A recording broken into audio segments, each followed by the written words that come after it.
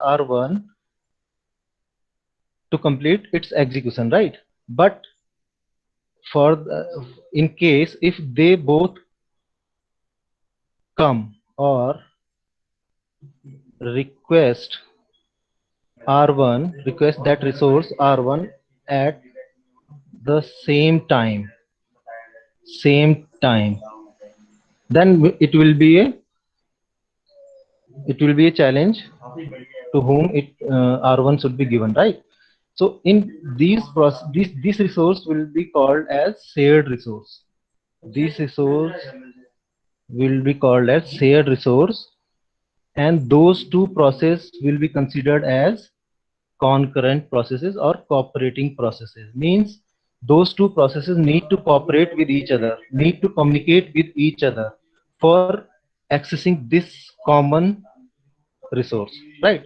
So on at the time of this case, this type of case or this type of environment, processes need to communicate with each other, right? So whenever a situation comes when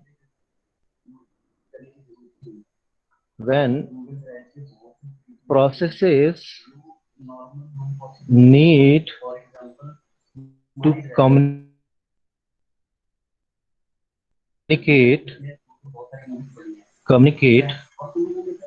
with each other for any purpose, then there comes IPC, concept of IPC, inter-process communication. And that purpose could be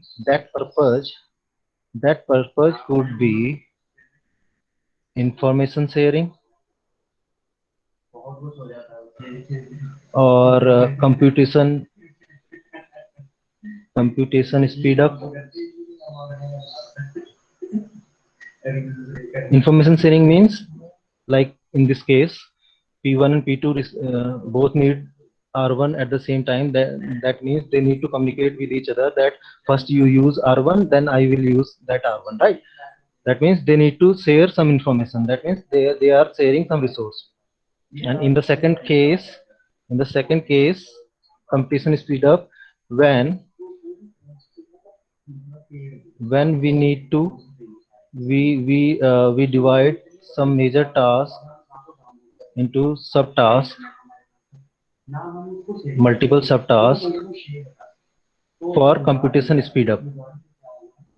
And this is only happens when we are dealing with multi processor environment, when we are going to take benefit of multiprocessor environment. Otherwise it won't take place, right? So these are the two, these could be the two purpose where processors need to communicate with each other. Now comes to IPC. For those two purposes, any process need to communicate with each other. So IPC, inter-process communication, like other communication type, IPC could be also of two type: unicast communication or multicast, right? In case of unicast means P1 and P2, two processes are communicating with each other. That means one process is communicating with only one process. That means this type of communication will be called as unicast. And in multicast means some parent process or some major process is communicating with several other P2, P3, several other processes at the same time. This is called multicast, or the extended form of this is also a broadcast. Broadcast means a single process is broadcasting some message to all other rest processes in the system. That is called broadcast. These are the two types of IPCs could be possible, right? Like other communication models, right? But in operating system, we have some communication media model, two communication model of IPC. IPC simply allow processes to communicate with each other for information sharing purpose or computation speed up. It could be any reason, right? So in operating system, this communication model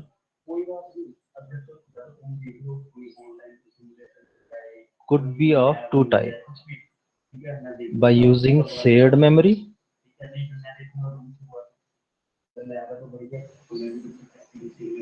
and second model is message passing.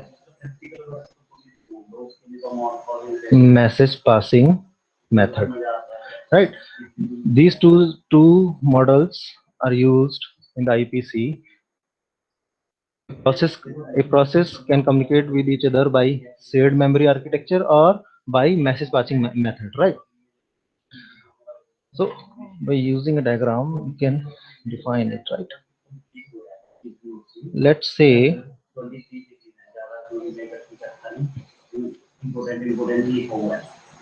kernel process one,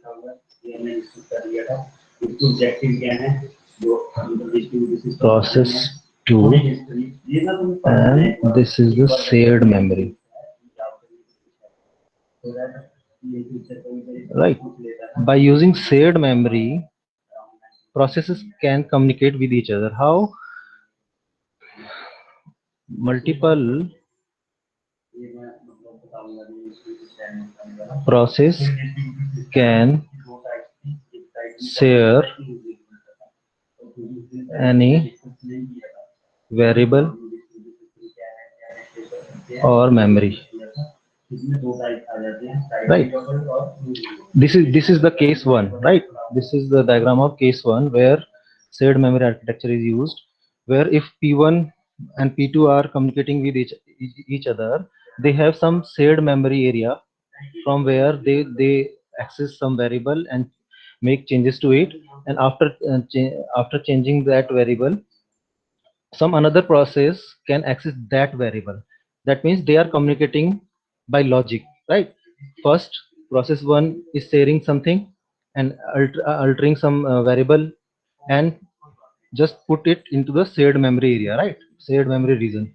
And after when process 2 is accessing that particular variable, it will just look up in the shared memory and check that variable and use that variable for its computation purpose, right? This is the architecture of shared memory architecture, or shared memory method of IPC. So old operating system, in the beginning, old operating systems supports this shared memory architecture, right? After that, new operating systems which we are using nowadays uses the method of message passing. Message passing, where they can communicate with each other without any shared memory, right? They can directly communicate with each other using operating system, right? Let's say process 1 and it is process 2, and those two have some messages. So if process 1 wants to send some message to process 2, it will send message to kernel, or we can say operating system, and operating system will dispatch that message to the to receiver process, right? So the communication will take place with the help of operating system, and this is the basic architecture. But in some operating system, any process can communicate with each other directly without the use of operating system, but definitely in the background they will need some services from the operating system, right? So those two are the method of IPC, right? If we say example of shared memory,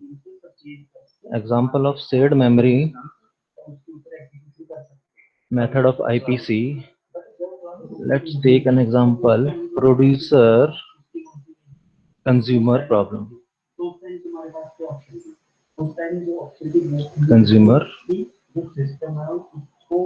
problem, right? This is the problem where producer will produce, P for producer, producer will produce item in the buffer, and consumer, C representing by C, will consume item from buffer. It will produce, it will consume. So see here, it is working on the principle of shared memory architecture. How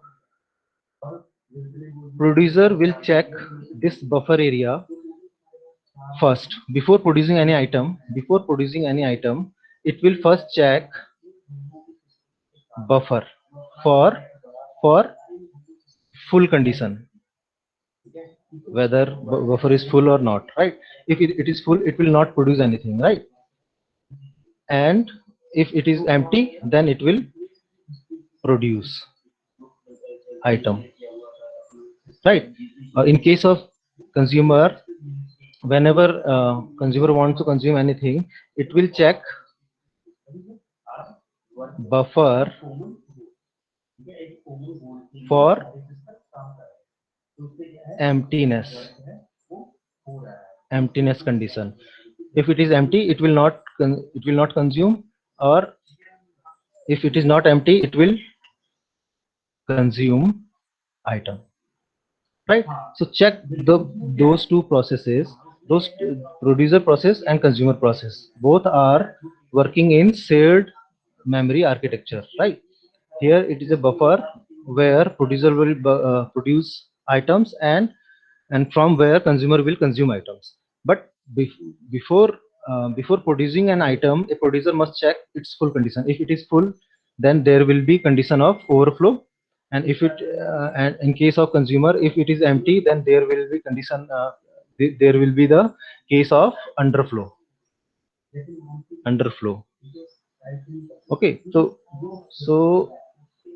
what consumer is doing, it is simply avoiding underflow by this code, by checking emptiness, and here it is avoiding overflow by checking condition for full, right?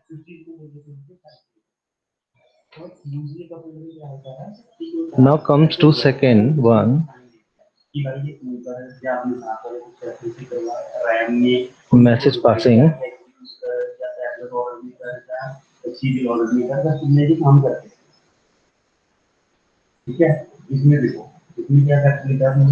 Message passing method.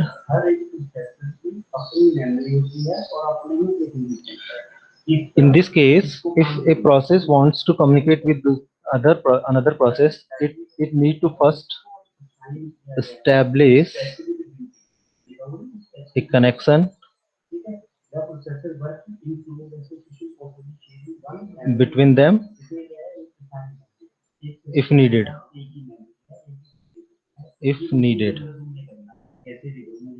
Or if there is already a connection already established, then no need to establish the connection, right? And next, start exchanging messages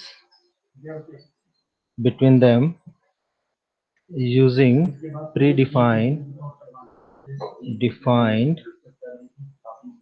primitives. And basic primitives are send, message, destination. That means send this message to that particular destination, let's say destination process, and received, second primitive will be receive message from host. Receive this message from host means sender process, right? These two are the message processes, messages which the process needs to send or receive at the time of exchanging messages between those two processes. So it looks like somewhere, uh, it looks like sending process,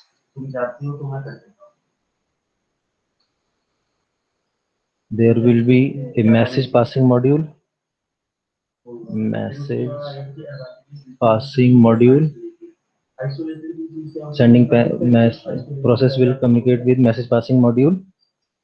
Message passing module will transmit that process message to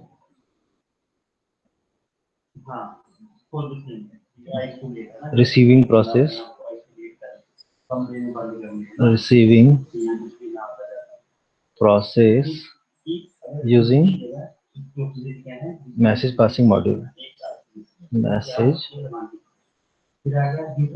passing module, right? This is the architecture which will be followed at the time of message passing method when a process wants to send some message to another process. So sending process will communicate with message passing module of OS, and that message passing module will transmit that message to receiving process, right?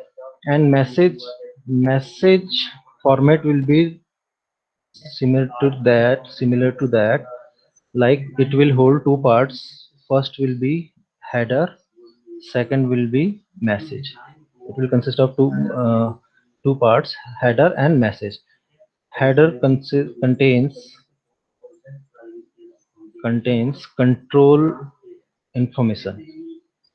information like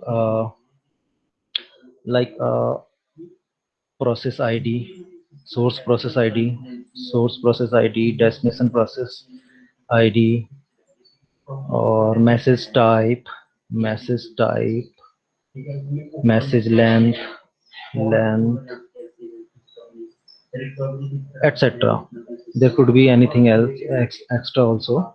So header part will contain the control information, and what it is, control information is used for directing the message properly and securely from one process to another process. And second part will be message, which it want to share with receiving process, right? Normal message, right guys? So in this way message passing took place between multiple processes at the time when they want to communicate with each other, right guys? I think you understood these.